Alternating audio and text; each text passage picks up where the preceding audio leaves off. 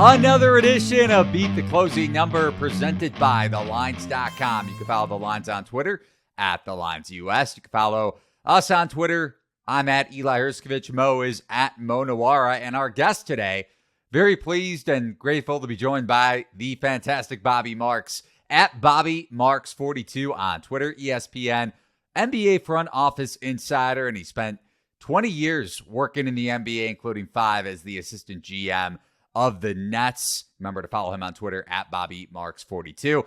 Thanks for joining us today, Bobby. How's it going? I'm good, guys. Thanks for having me on.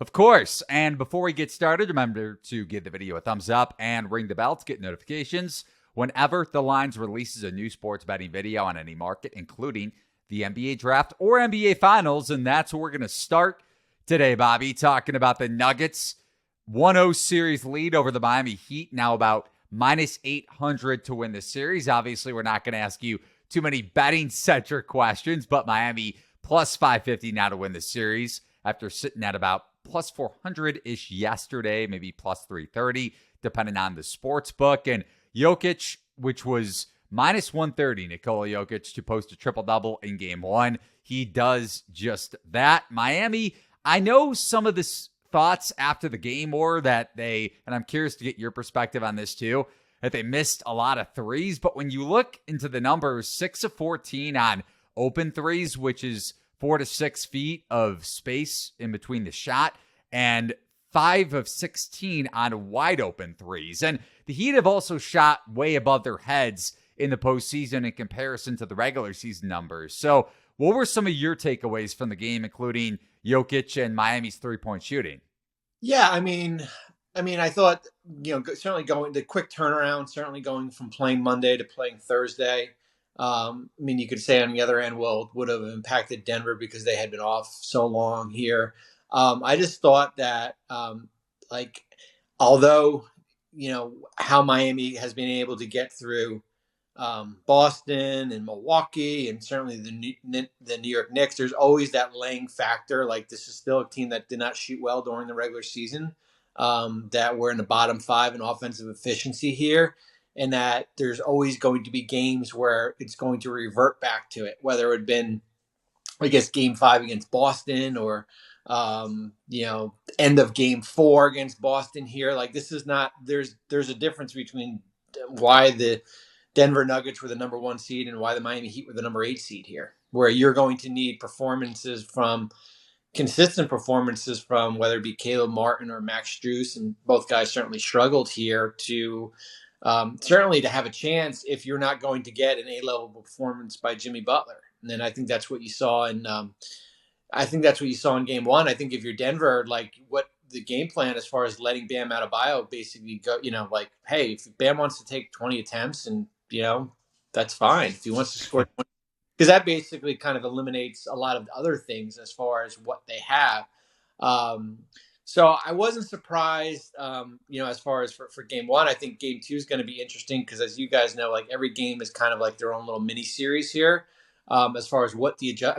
Giving up 104 points is pretty good, though, for the Heat. I think if you asked Miami 104 points to Denver, they would sign up for it. But as you mentioned, certainly struggling the ball shooting. I'm interested to see what we get if Tyler Hero comes back, right? I think that's going to be an interesting component to this, especially for someone who hasn't played in, I guess it was 6 weeks here.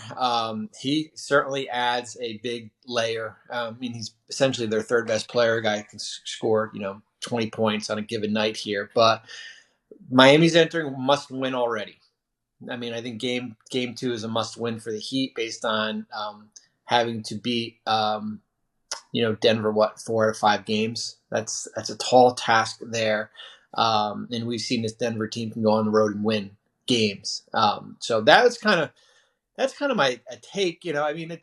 Like, for the people out there who have not been following the NBA, like, Denver's really good. I don't think we have to say this anymore here. They kind of, every guy fits their role, and they've got their bench with Brown and certainly Jeff Green coming off, and Murray is as good as any guard right now playing. But Miami's going to have to make open shots. They're going to have to get key stops here. And as I said, I'm interested to see what they get with Tyler Hero. And looking ahead to game 2, Nuggets around an 8.5-point favorite. So a little bit shorter, actually, than where the line closed going into game 1. Total has been adjusted down, though, pretty considerably, between 4 to 5 points from where game 1's total was at, sitting at about 214.5 as of this recording. So, Bobby, looking at the matchup for Miami's defense specifically, and however you want to take it for game 2, how can the Heat slow down Jokic, if at all, especially because they tried the zone, which worked against Boston, but certainly didn't work against the Nuggets last night? I think for Miami, certainly they're going to need to get out and run a little bit more. I think certainly that comes with, on the defensive end as far as getting stops. I think if you turn this into a half-court matchup, I think the Heat are going to be in trouble. So it's kind of little things, whether it be forcing turnovers, rebounding the ball. That's kind of the Heat's DNA here. But I think when you have Jokic as the primary facilitator, I think you're going to be in trouble. I think you basically have to kind of turn him into more of a scorer. I think if you get a game where Jokic is scoring 30-plus points, I think that probably benefits the Heat here. And when he's got the ball in his hands and the floor is spread and you've got shooters in the corner, whether it be Brown or Murray, or certainly at the top of the key, that I think that hurts Miami here, because what that turns into is offensive rebounds for Denver. We saw a little bit of the zone, certainly that we saw in that Boston series too, which is hard when you've got a good 3-point shooting team like Nuggets here, and then you were small on the from a rebounding perspective here. But that's I'm sure Eric Spoelstra would say, hey, we just got to make shots, right? Like, guys make shots. Mac's not going to go over whatever he was, 0 for 7, 0 for 8 here. That plays a role. Just little things. I thought there was a point where they could have closed the game to 10 and Bam had a shot block. And then it comes down on the other end of 3-point play, right? Like those, just little things like that, just cleaning up. Yeah, it seemed like Denver came up with big buckets, like Jamal Murray for sure, every time they needed one in the second half, just to stave off big runs by the Heat. Speaking of the Heat, and one thing you were saying earlier that we've definitely noticed in game 1, and definitely was a topic of big discussion in our Discord channel, was Bam Adebayo's offense. He had obviously a huge game 1, like you said, kind of surprising to a lot of people. I think a lot of the people we were talking to definitely thought, okay, bet Bam under because, he's going to be working so hard on defense. He's going to be using all of his energy. But he actually had a huge game on offense. Do you think that's maybe something that can continue? Do you think that's going to be a focus for the Heat going forward? Well, I always say threes are better than twos, right? So I think, if Bam, if the shot's there, then he's going to take advantage of it here. And I think you probably get, skewed a little bit because he did not play well in the Boston series, certainly towards the back end of it here. I just thought, he was unsure as far as what to do with the ball. And I thought he didn't have great lift around the basket. He's probably a better perimeter player than he is around the basket. So I think if, it's kind of twofold. If Bam's going to go for 26 points, I don't think Miami's going to win. I think if he's your primary option offensively, I think you're going to be in trouble. I really do. I think, you're going to need a vintage Jimmy Butler type game for this team to have a chance. You can't have a pedestrian 13, 14-point game. I mean, it's the reality. It's kind of just the reality of the situation. I saw you did, and you mentioned the Celtics series, so I kind of want to pivot there for a second.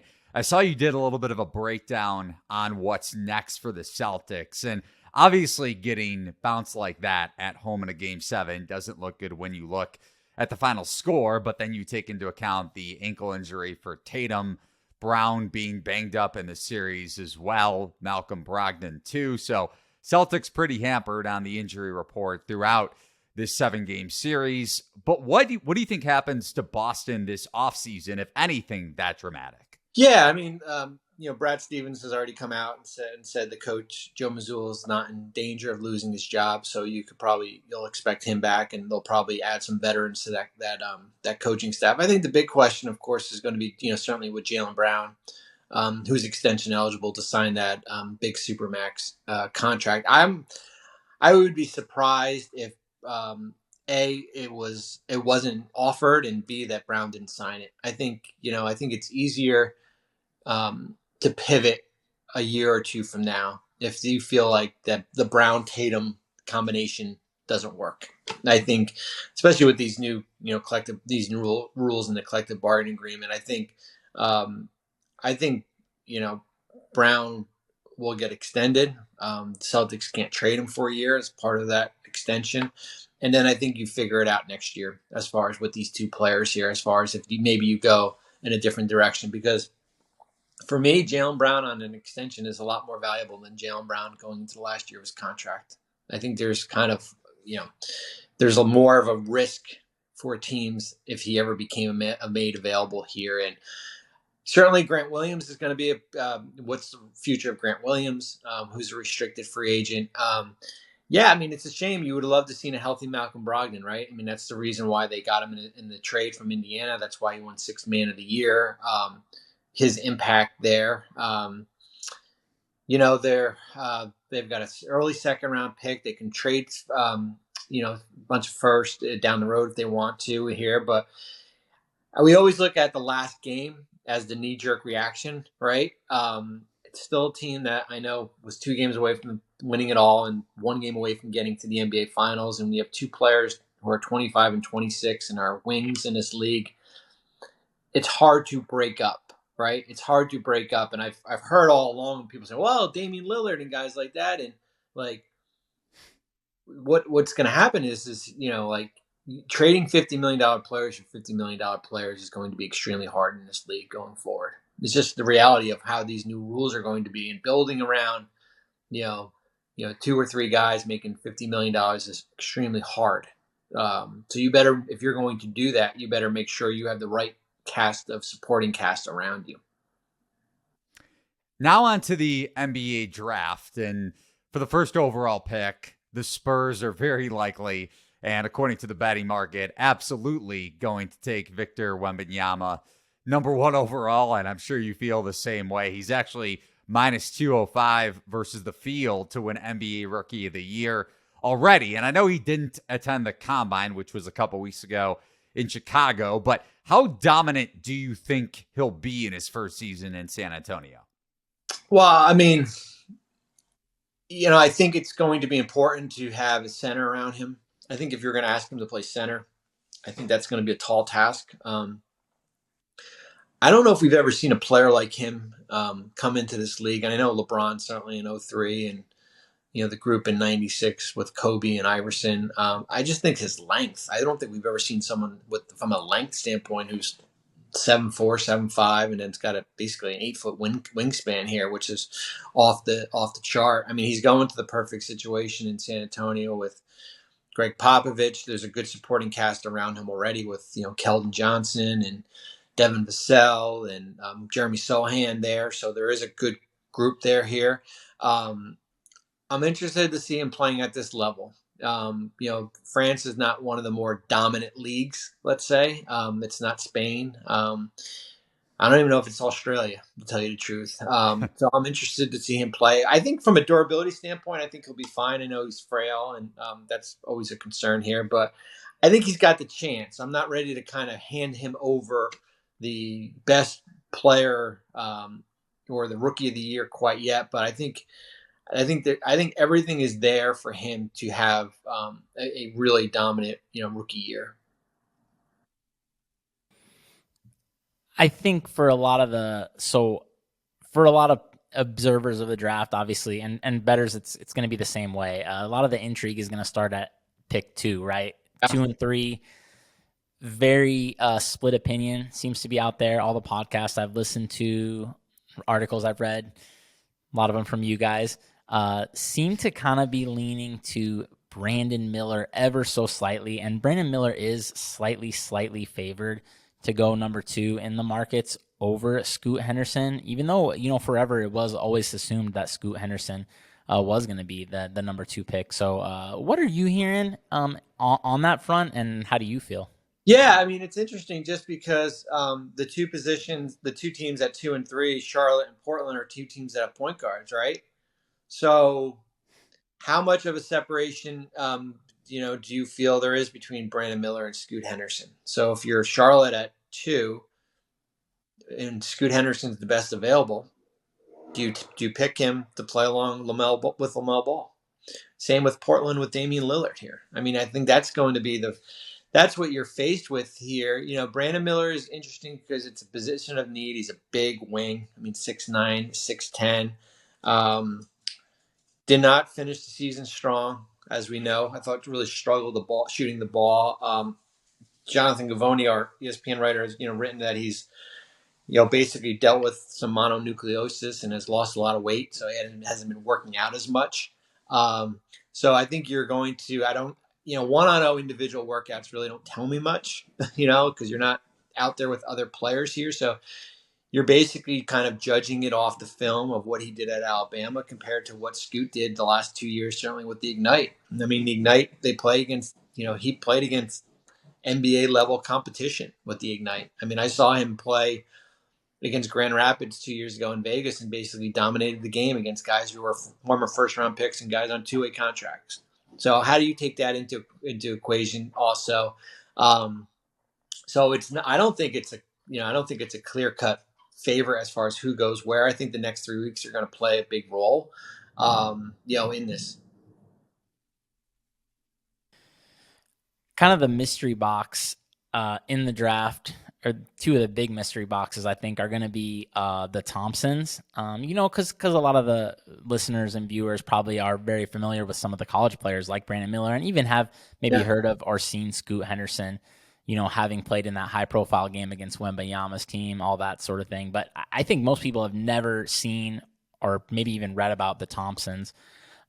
So as far as the markets go, Amon is considered to be, I think, the fourth pick, roughly. He's favored to be the fourth pick, where Alsar is over-unders at 7.5. What do you know about them, and what do you know about how teams feel about them? I wouldn't be surprised if you see Alsar go before Amen. I wouldn't be surprised at all. I think that's going to be the interesting debate here, as far as they're somewhat similar. I think one, who has the more upside here, certainly for debate. I think Alsar shoots the ball better than Amen. That's going to be interesting. Both are better going downhill. Certainly there's a lot to work on from a shot standpoint.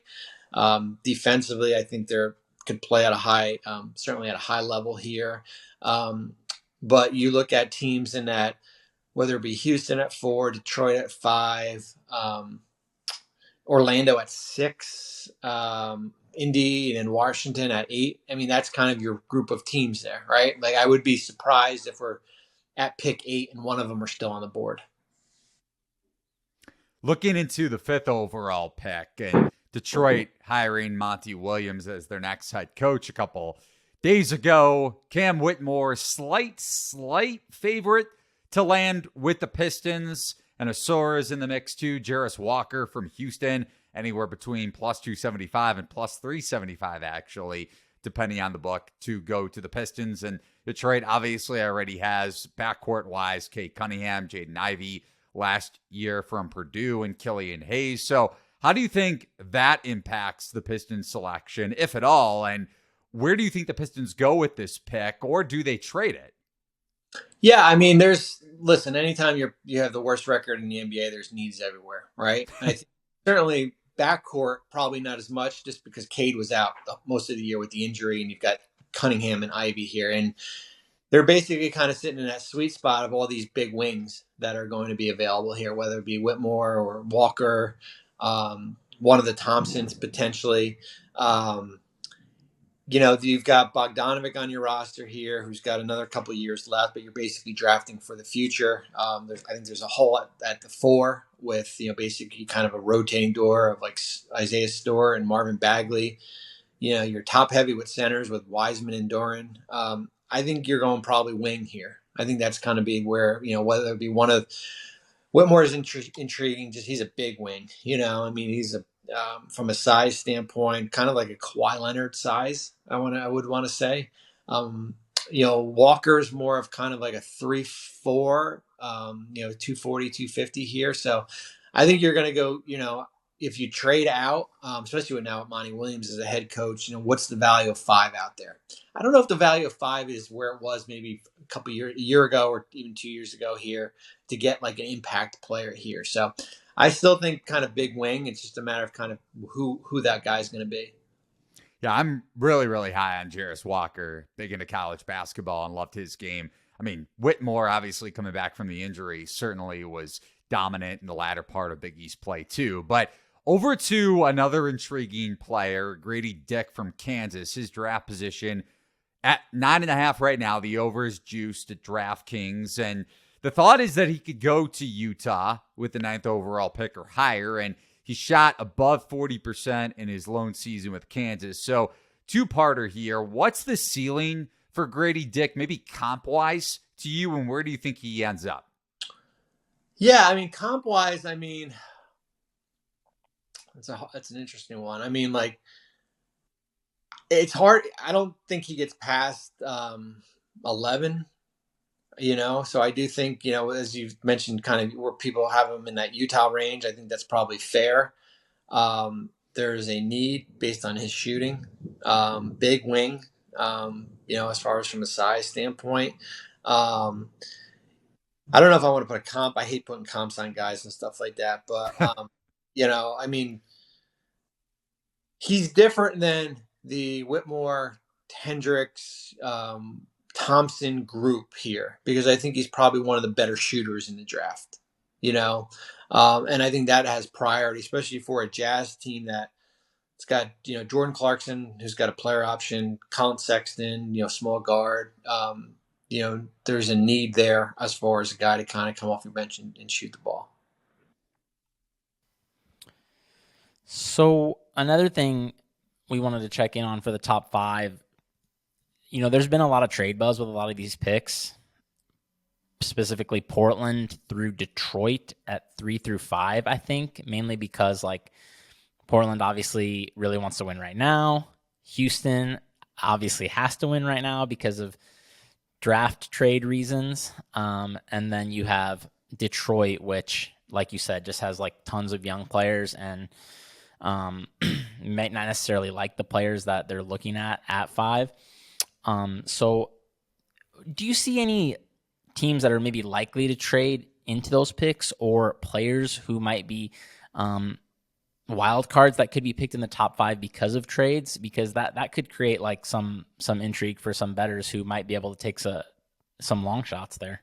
Yeah, I mean, I think when you're looking at teams that can kind of trade into those picks, it's probably teams that have built up their draft equity, whether it be Oklahoma City or even Utah. I always like to look at like, what is, does Utah look to move 9 and maybe one of the future ones they got to get into the top 4, top 5, right? Like, what's the value there? We saw last year Oklahoma City was aggressive, getting another lottery pick.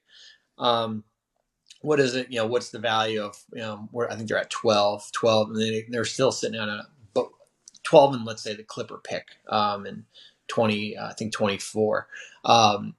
Does that get you into the top 5 here? And I think, I think when you're looking at Portland at 3 with Lillard, does the timeline of the roster fit with Damian Lillard, right? Kind of where they are. Houston has made it known that they're going to upgrade this roster. And then certainly Detroit, I think you have to focus on the teams that have multiple ones. You can eliminate, teams like, certainly Minnesota who don't have a pick, and maybe even New York comes into play, right? Like New York doesn't have a draft pick at all, but is sitting on a ton of first round equity here. So that would be where my focus would be, as far as, some of those teams that have multiple ones that are, could package to get into the top 5. Bobby Marks at Bobby Marks 42 on Twitter, ESPN NBA front office insider. Really gracious with his time during one of his busiest times of the NBA and NBA draft season, and we really appreciate him coming on the Lines podcast. Thanks so much for joining us today, Bobby. Thanks, guys. Appreciate it. And that's going to do it for this edition of Beat the Closing Number. Remember to give the video a thumbs up and ring the bell to get notifications when more videos pop up for the NBA Finals and NBA Draft for that matter. For Nuwwarah, for myself, Eli Hershkovich, thanks for watching and listening. So long, everybody.